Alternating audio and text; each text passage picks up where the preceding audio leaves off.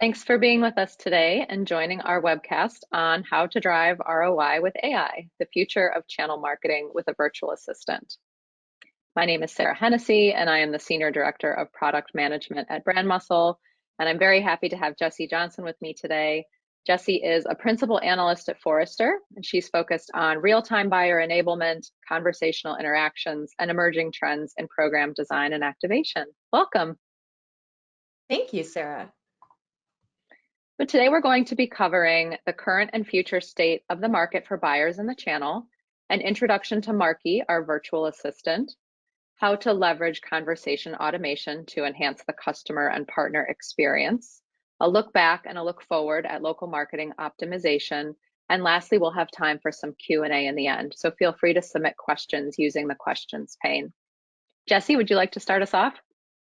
I would love to, and I think a really great place to start is looking at what is the current and future state of the market? What are buyers expecting and how are sellers responding?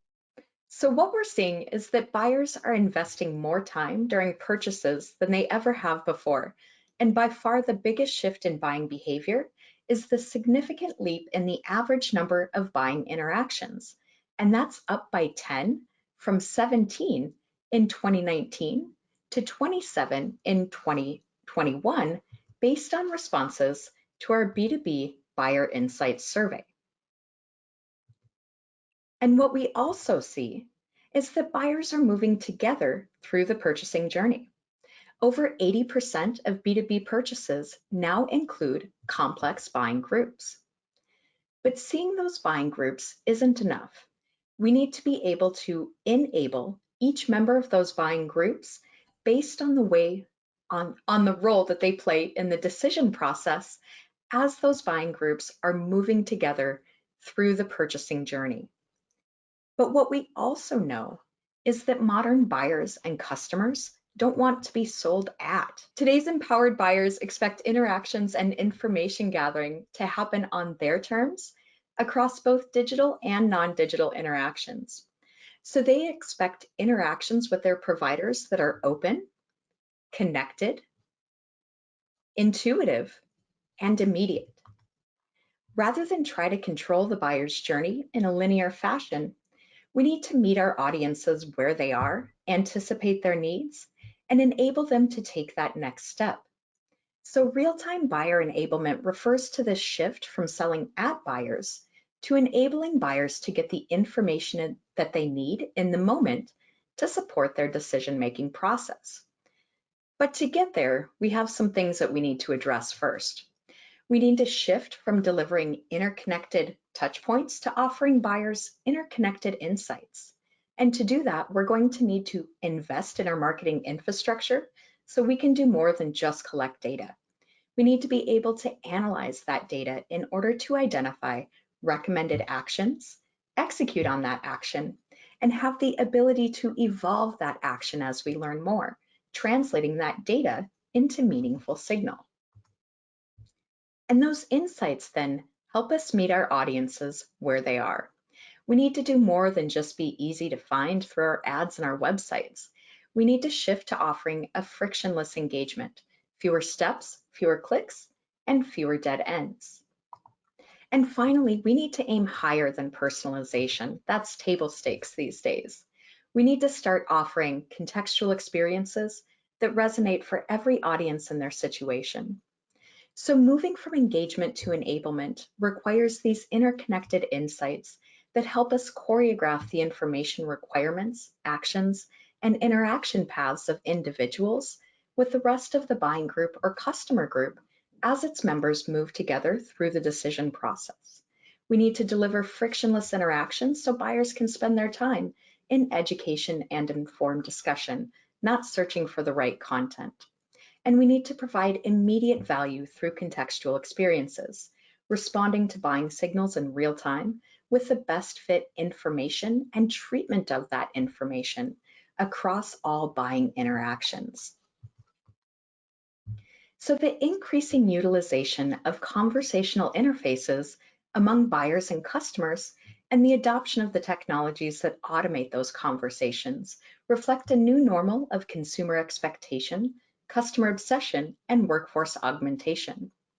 B2B marketers are leveraging a variety of applications with AI capabilities to optimize buyer and customer interactions and drive precision, scale, and efficiency in the design and execution of internal tasks and workflows, such as tactic orchestration, content recommendations, sales and partner enablement, and even content operations. So 27% of B2B organizations are planning to invest significant effort in using AI to drive content recommendations in their plans for implementing or maturing content capabilities over the next 12 months. And 70% are prioritizing their speed to respond as conditions change. And finally, 63% of organizations are adopting an insight center of excellence for business intelligence, advanced analytics, data science, and/or AI, and many indicated future plans to adopt. And B2B marketing leaders are also planning to increase investment in the channel or partner marketing function.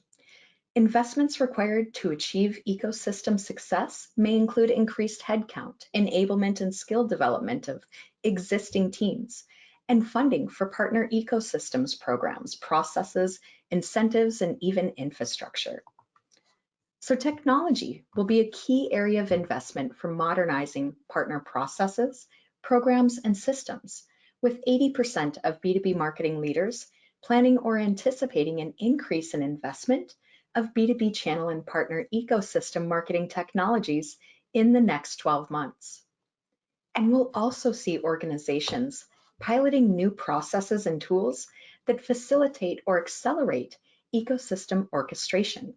67% of B2B channel and partner ecosystem leaders reported that orchestration of partner ecosystems is either very important or absolutely essential to their business.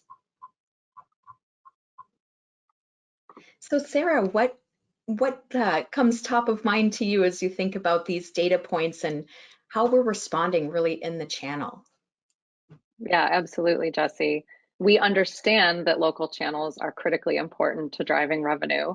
And it feels like after more than 2 years in hibernation during the pandemic, which caused probably a decade's worth of e-commerce growth, that maybe some hoped would never end, we're seeing customers start to return to storefronts. Some customers want a physical experience when purchasing products or services. They want to know the name of the person helping with an insurance claim or the local business benefiting from their transaction. As we refocus on this customer experience, we have to realize that supporting our partners is going to energize and enable them to fulfill customer needs. The challenge begins when looking at the 53% of partners that are in the lowest levels of marketing maturity classifications, and that includes 38% who classify as developing. And this data is coming to us through BrandMuscle's State of Local Marketing Report and Local Marketing Maturity Matrix. So on top of the data that BrandMuscle collects through our 1.5 million active channel partners across our platforms and solutions, we also produce the annual State of Local Marketing Report.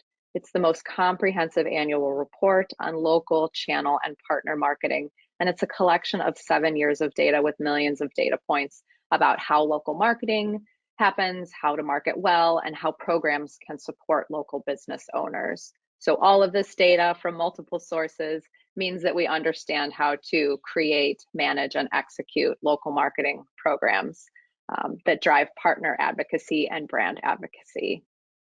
So going back to that data we were looking at, those developing partners present a really great opportunity for local marketing programs because they're on the cusp of understanding the value of marketing and they just need a push towards participation. If brands can help these partners advance in their marketing maturity, it can unlock significant revenue growth for both the partner and the brand. And these partners are telling us what they need. They're looking for help. The number one priority they identified and are asking of local marketing programs is training, education, and best practices, followed fairly closely by marketing recommendations. They're looking for guidance on what to do and how to do it. So while these partners are looking for guidance, the challenge is that many programs make it too hard to use the current offerings. Their partner experience is far less than stellar. We have 76% of survey respondents saying that processes and policies were too hard to understand or use. And 84% said the tools provided weren't easy or intuitive. And then finally, program familiarity is also an issue, with 27% responding to questions as "I don't know" when they were asked about what programs, what funds, or what marketing tools were available to help them grow their business. They weren't even aware of what was there for them. Additionally, our data continues to acknowledge that partners admit they aren't marketing experts. 88% said they lack marketing expertise. 28% don't have the time to spend on marketing. They're busy running their local businesses. 58% are selling competing products. And that means that several brands are vying for the partner's limited attention and even more limited marketing dollars. And then lastly, half are not investing enough to realize accelerated revenue growth, with 50% investing less than 1% of their revenue on marketing. Specifically, we often hear things like, "I need help finding assets or content. I need something that's more localized. I need more digital offerings. I don't know where to access my marketing funds. I don't know where to spend my money. I just need somebody to do this for me." Senior leaders in the space should be aware that the partner ecosystem is pivotal to an organization's success. It enables partners to easily select compliant creative, spend their co-op, MDF, or channel funds, and select marketing programs so they can get back to the primary role of running their business and focusing on customers. All of this to say that there's a huge opportunity for brands to drive incremental revenue through their partner networks by helping them market better. A key finding that continues to surface each year is that reinvestment in marketing promotes revenue growth. Marketers understand that. I understand that. We're constantly looking for budgets because we know investment drives growth. Something to be aware of is that oftentimes, if a sales organization owns the channel funding program, it can then be seen as an expense line item, maybe rather than a growth investment. That often impacts the efficiency of the program. And then also, many local business owners may not see the value of marketing or see it as an investment. And so here's the statistic that's a takeaway for you. This past year, we saw that partners who were reinvesting 1% or more of their revenue on marketing activities saw a 14% higher revenue growth. That's an incredible number. In our matrix, marketing investment is an indicator of marketing maturity, and marketing maturity also leads to greater revenue growth. So they build on each other.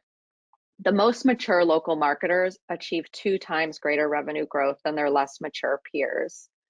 And if we want to drive incremental growth through the channel, we can boil it down to 3 things: helping partners understand the value of marketing, understand that investment. The second is creating programs that drive results through participation. They actually have to use what we provide. And then the third is advancing that marketing maturity so that they can realize that revenue growth. Let's move into how AI-powered virtual assistants enhance the customer, partner, and the employee experience. I'd like to share with you a quote from Paul Rotzer, who's the founder of the Marketing AI Institute and author of the book, Marketing Artificial Intelligence. He says this really well. "We are in a rare position to create change, to reinvent what it means to be a marketer. You don't have to become a machine learning engineer or data scientist to take advantage of what AI enables. You simply have to understand what is possible with smarter technologies and apply them to your business." And so with all of this, we are so proud to introduce Markie. Markie is our local partner virtual assistant and was built using AI and machine learning. And Markie really is the first of its kind in the space. Like we spoke about before, Markie solves a lot of those challenges, including being a do-it-for-me opportunity. Markie can do things for the partner that they don't have the time or expertise to do. Markie really is a low-friction way to reduce those participation barriers and have a meaningful impact on our local channel partners. And another thing we thought about when building Markie was that 64% of consumers are more likely to interact with a chatbot than search for an answer themselves on a website. And we know this is a consumer statistic.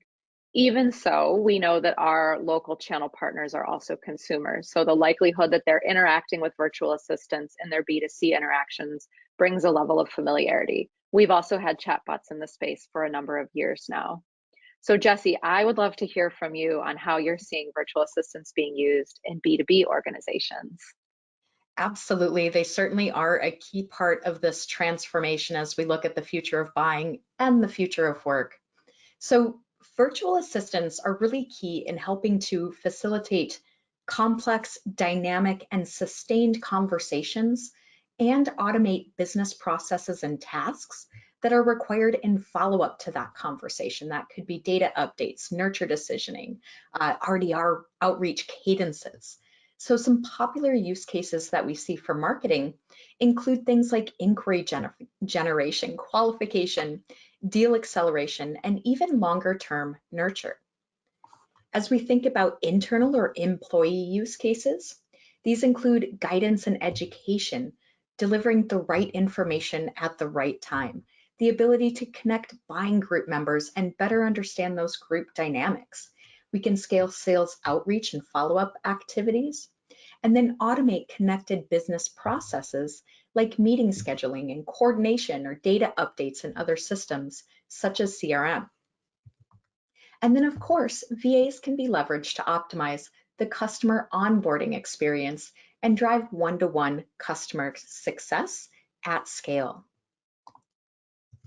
But who are these virtual assistants that are directly interacting with our partners, our employees, our customers? So the personas and personalities of these non-human agents, whether it's a chatbot or a VA, need to be based on that audience that they're engaging, the context of that interaction, the knowledge requirements of that audience, and the preferred delivery channels. So these artificial agents shouldn't pretend to be human, but rather embrace their botness, embracing this idea of bot transparency to demonstrate authenticity and respect, even in regions that aren't yet bound to do so by law. For example, we have Jay here. His goals are focused on learning more about website visitors, asking the right questions, and providing guidance through that website. Thinking back to that statistic, website users are more often than not engaging in that chatbot to find their way around. So by doing this, Jay demonstrates immediate value and closes the conversation with a next best step, a path to nurture messaging. And our next assistant here has slightly different goals and a bit of a different personality. So Trevor is an assistant with a bit more subject matter expertise, and he's triggered deeper in the website, in this example, on solution pages. So his goal is to help the buyer understand how a complex solution works, with the outcome of automating the process of scheduling a demo, helping both buyer and seller. And then finally, we have Sharon, and she's all business, targeting website visitors connected to an open opportunity. Her goal is to provide value and direction, helping to progress that opportunity to the next stage by connecting those conversations with non-human agents to human agents at the right time. And that transparency of non-human identity that we just chatted about, this also creates an added perception of value in those handoffs, in these hybrid approaches to conversations that do cross non-human and human agent types, in addition to multiple delivery channels. So as we think about persona development, we need to take into consideration attributes such as job role, intent, user preference, and watering holes. The knowledge domain and subject matter expertise of these conversations and their agents need to align to the needs, the challenges, and the interests of the audience in their language. The character should be a cultural fit with the brand, with empathy for the buyer's current state and the ability to understand and activate based on what motivates those diverse audiences to engage.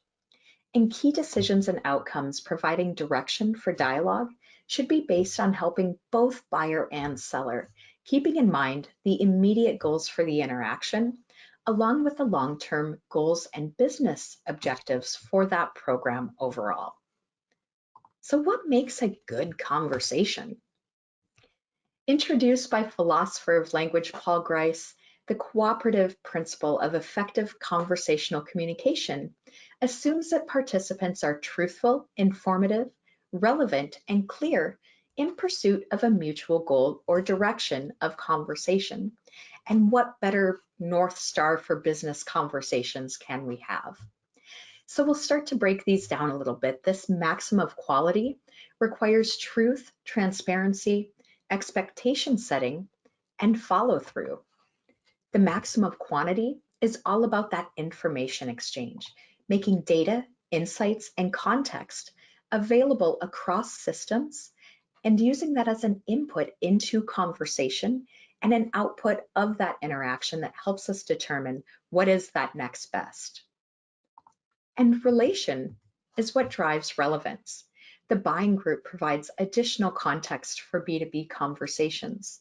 So we need to understand the industry, the makeup of that buying group, the role that each member plays in the decision process, and the job role of those individuals. This all contributes to the specialized language that our buyers and customers use to evaluate, implement, utilize, and even advocate for those solutions to their business needs. And finally, we have manner, which brings us to clarity. So language is a social construct and an expression of identity for both participants in a conversation. And it's governed by the conventions and norms that drive connection and meaning in any conversation in any physical setting, whether that's a website, a mobile app, or even an online chat at a virtual event. So meaningful conversation uses the language of the individual in context of that group with its collection of personas and roles working together to access, share, and synthesize information. We need to do things like allow users to correct any misunderstanding of intent and consider localization requirements and cultural uses of language. So these four maxims of quality, quantity, relation, and manner should guide the design and automation of conversational interactions and the style of the virtual assistant that facilitates these conversations. Yeah, definitely.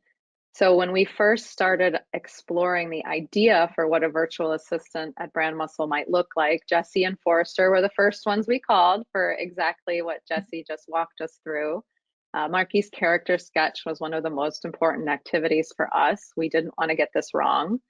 Many of our customers' industries are notoriously more serious or dry. For example, financial institutions or insurance companies. There's not a lot of wiggle room on personality and levity.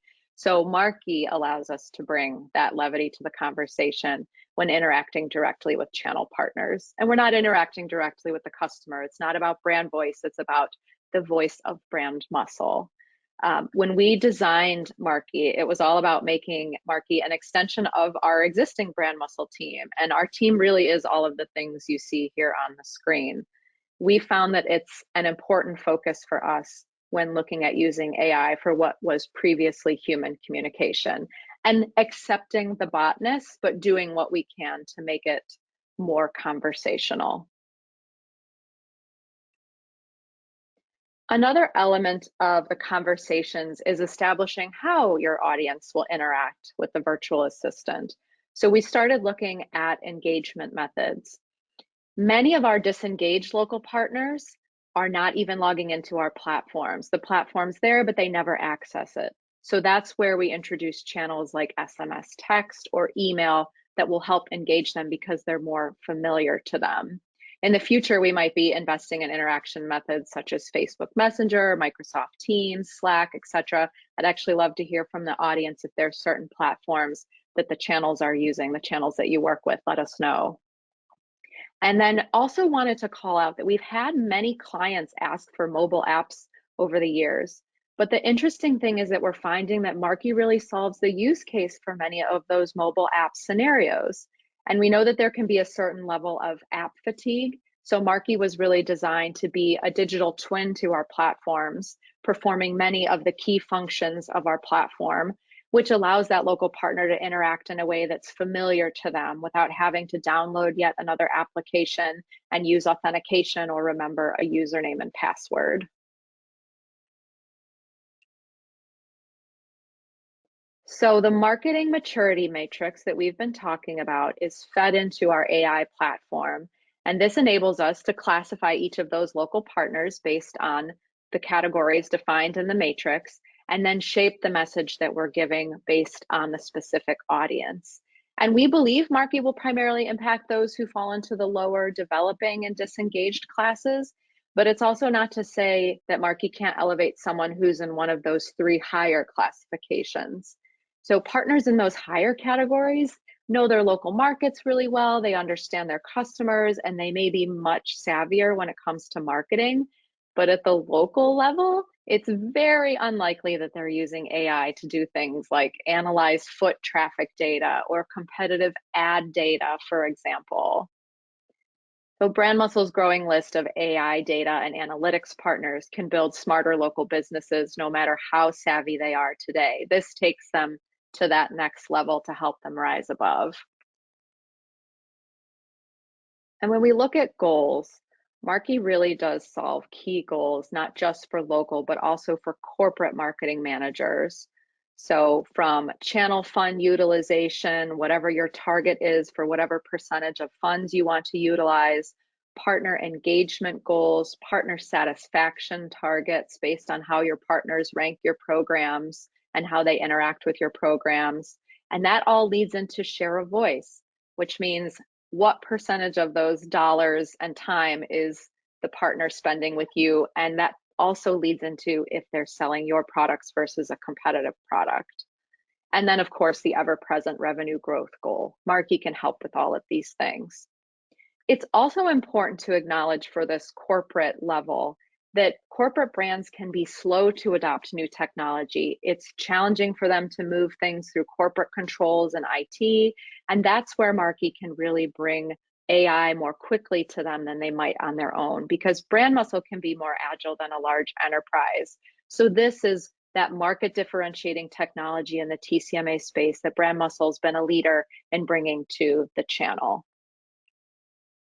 And then the other side of that is we look at our local partner to make sure we call out those specific benefits. Markie checks off on each of the channel challenges we discussed earlier. The first is simplifying processes to reduce friction wherever possible when participating in programs. The next is streamlining user experience, which is really key. Again, those less mature partners, we've seen that the number of steps they have to go through to execute a marketing campaign or participate in something, we start to lose them along the way. Simplicity is key and streamlining is key. And then recommendations. Recommendations cut through the noise of what's available. Sometimes it's overwhelming, the amount of choice that's available, and it can save them time and avoid decision fatigue. So the local partner can confidently choose that this is the best offer for them because they know that it's based on AI and machine learning. And then lastly, Markie really is acting like the on-staff marketing expert that this small local business wishes they had, because Markie can answer local marketing questions based on the data from BrandMuscle's wealth of marketing experience. All right, now let's hear from Jessie on how to enhance the modern customer and employee experience. Absolutely. And things are certainly changing as we think about kind of the picture of then and now. So across audiences and audience demographics in whatever industry we might be in, whether that's B2B or B2C, conversational interactions and the interfaces that are driving these conversations are becoming more embedded in that digital experience as buyers and customers, partners and employees continue to show preference for self-guided interactions at each stage of their journey. So our ability to reach, engage, and enable empowered B2B audiences means something different to every firm based on what they offer, how their buyers buy, how customers adopt the solution, and how they engage post-sale. So understanding and connecting with these audiences through dialogue in a way that ensures immediate value requires an understanding of that interaction intent as well as all of these different sources of direct and indirect influence. So in the, I almost said the old days, in the not so not so distant past, marketing, maybe looked something like this. We had a plan, we had, we deployed the tactics, and then we kind of measured them. Once they were in market, we didn't have a whole lot of room to adjust on the fly or in real time. Things were really as they were set, though we'd have a few smart decision points programmed into, say, a sequence like this. And I don't want to say set it and forget it, but that's really what we did until we got back into that diagnostics phase. Now, if we look at our new reality, we see that the buyers and customers are really the ones that are leading this dance. So the right content, or what's most relevant or meaningful to that audience, it's not an absolute concept, but that's going to change with each interaction based on new information obtained and new experiences with that selling organization or inside of that buying group. So our goal then becomes to meet buyers where they are and enable that next step in the journey as a group. And this requires the ability to sense and respond to buyer needs in real time to provide a highly relevant, optimized experience by understanding which tactics we need to activate and how we need to tailor those tactics for that local market. So as we think about enabling our empowered B2B buyers, as modern marketers, we need to be able to translate all of this engagement with digital and non-digital tactics into actionable insights. And we need the technology and the data to support that. AI and automation play a big role here on the infrastructure side. So virtual assistants for B2B marketing need the conversation skills to support that full life cycle, to enable sellers and partners, improve the digital experience for all of those audiences, whether internal or external, and provide consistency in context in audience interactions across delivery channels. So the conversation automation technologies that are powering these virtual assistants must be able to pass conversational data, outcomes, and intent signals to other marketing and sales systems and data sources to continue to drive this contextual awareness for customer and partner facing interactions and ensure precision and scale as we're thinking about how to get that work done.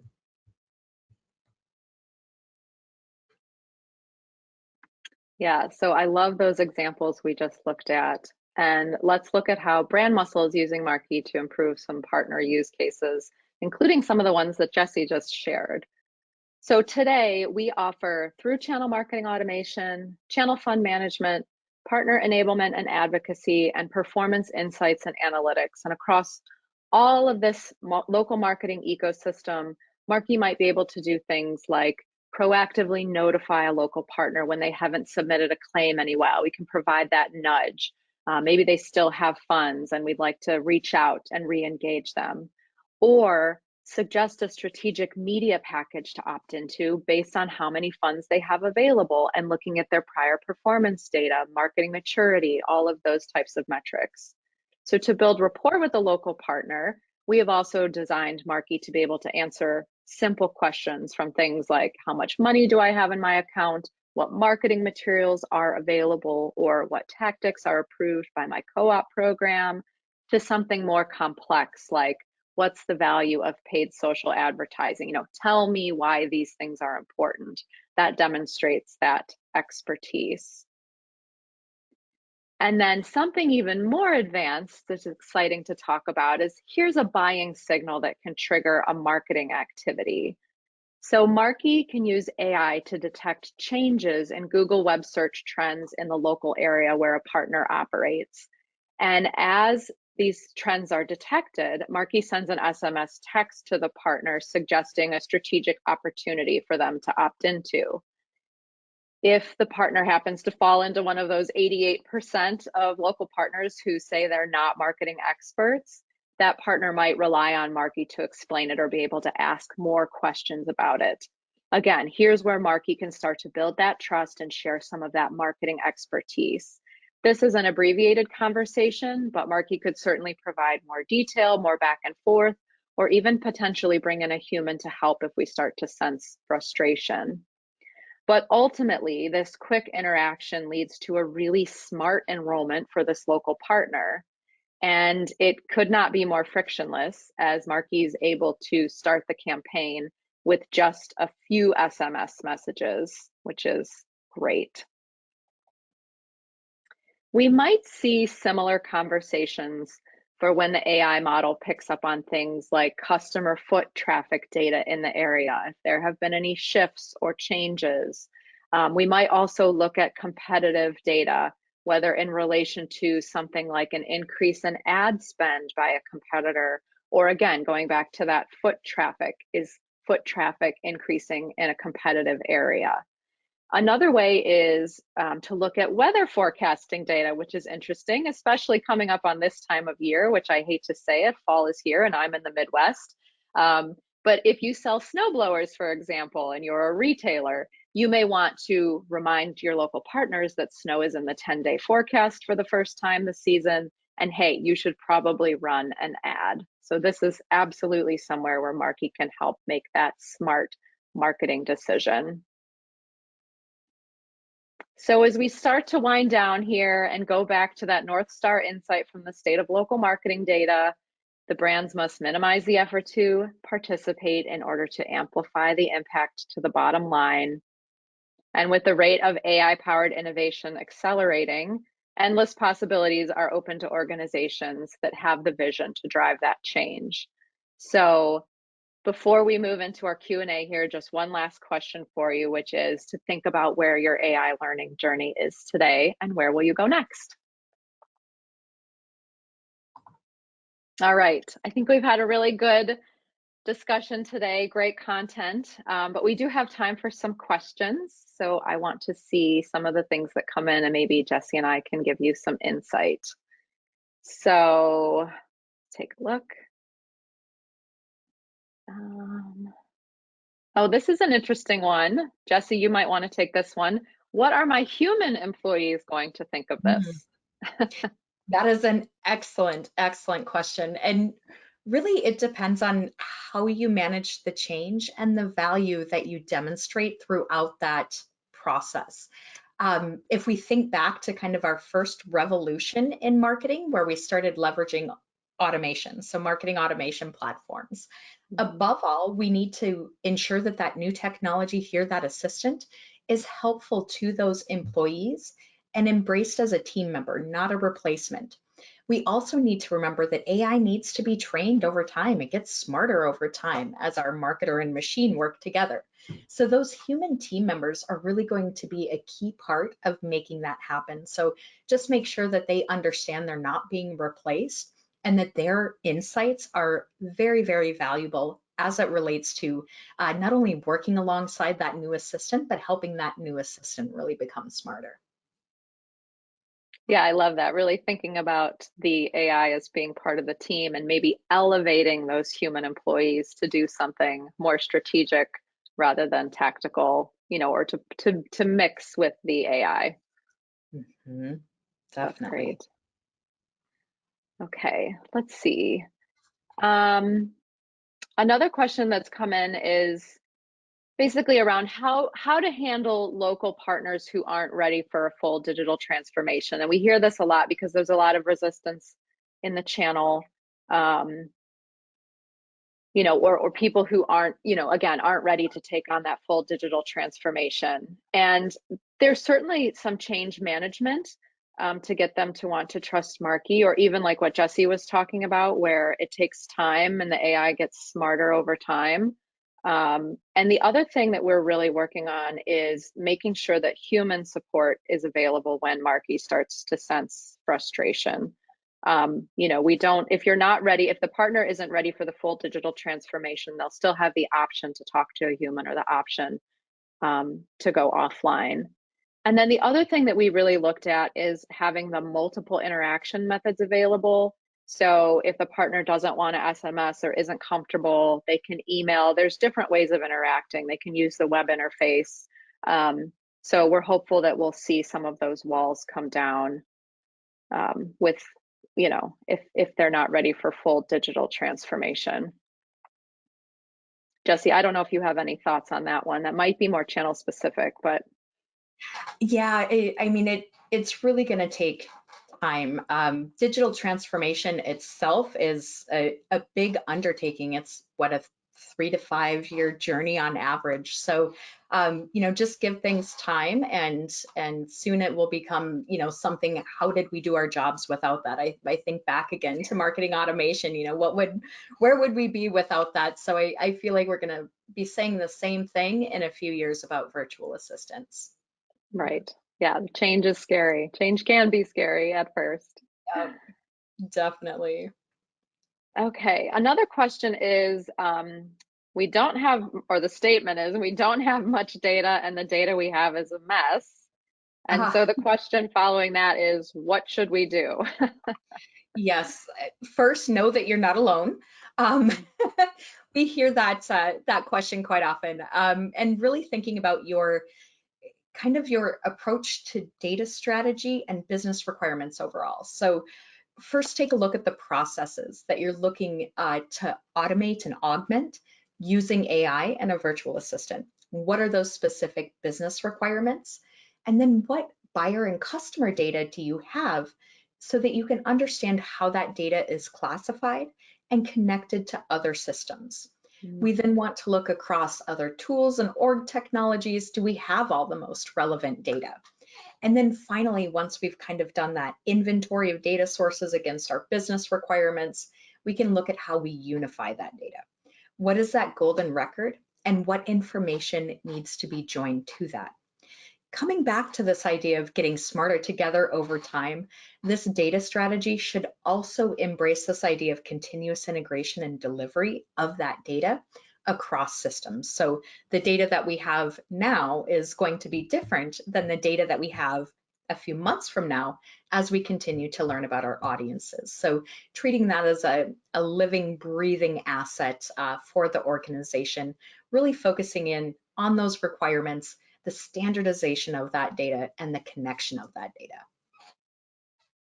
Yeah, that's great insight.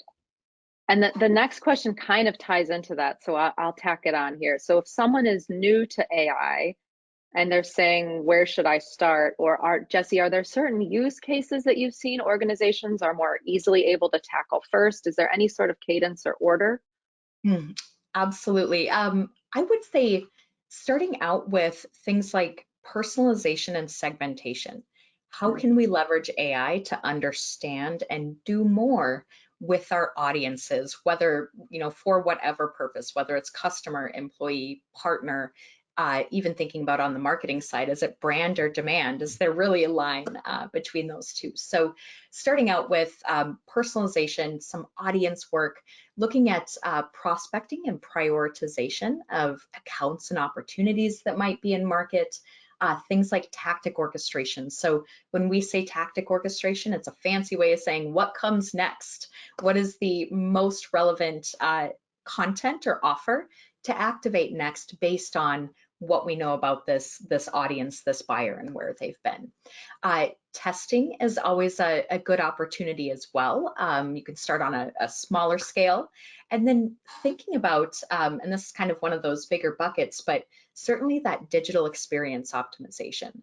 So whether we're on the website, whether we're using our phone, we're using SMS or a mobile app, wherever we might be interacting in those digital channels, understanding that we need that consistency and that delivery of value with those interactions. So to be able to have an AI-powered virtual assistant that sits across everything is really going to be that key step or that key element in driving that consistent experience on the digital side. yeah. And we saw that at BrandMuscle too. It feels overwhelming at first when you look at all of the possibility of AI. There's so many things you can do. So we just had to prioritize and start chipping away at all of the use cases that we wanted to solve, looking at what might drive the most value or what was the highest customer need, and build over time. Mm-hmm. Yeah. Absolutely. And there is a question in here that says, what's the future of Markie? Which I would say that is our answer is Yeah. continuing to build out that AI model because it becomes smarter over time. We're able to do more over time. And to go back to that concept of Markie being a digital twin to our platform, the more familiarity there is with the partners and the more engagement, we want to make sure that Markie can do almost everything that you can do by logging into, username and password and logging into the web application. So the future for us is really building out all of those use cases and continuing to add more data partners too, I would say. So the more third-party data that we bring in to enrich our recommendations, we've seen a lot of really interesting insights come out of that as well. Jessie, is there any thoughts into the future or evolution of virtual assistants? They've been around for a little while now, so where do you maybe see the future? I would say the future is bright. I would say virtual assistants and automated conversations are already becoming ubiquitous in business over the next few years. If we look at this shift toward marketing use cases away from, I don't want to say away from, they're still absolutely used for customer support and call centers and things like that. As we shift closer to marketing, we're actually getting better at having these conversations and kind of the entire interaction scenario. We're paying more attention to things like usability, to tone, to personality of the assistant, all of those things that lead a customer, an audience to walk away thinking, I just had a really great experience. So as they become more embedded in the way that we do business, they could even replace some traditional marketing tactics and tools, things like landing pages and forms, maybe even a website itself. Who knows? The future is bright. So this all really depends on the way that we're using these assistants now, demonstrating that value. This is the path to access the most relevant and up-to-date information. It's inherently personalized, and we can also anticipate your needs. Coming back to that idea of proactive outreach, I think we're going to become reliant on that in the future. Very similar to when we used to live and die by our dashboards. I log into my system and it's telling me, what's going on right now and what do I need to do next. This is really a much more personalized and conversational approach to getting that same information. Yes, absolutely agree. We're seeing the same types of things. That's the next step of that dashboard. I love that. Okay, so I think we are all out of time for today. Jessie, it has been so great talking with you, and thank you for sharing all of your insights from Forrester today. And thank you to all of our participants for joining. If you have any questions about anything we shared today, both Forrester and BrandMuscle have many resources available on our websites. So thank you again to Jessie and everyone on the call, and have a great day. Thank you.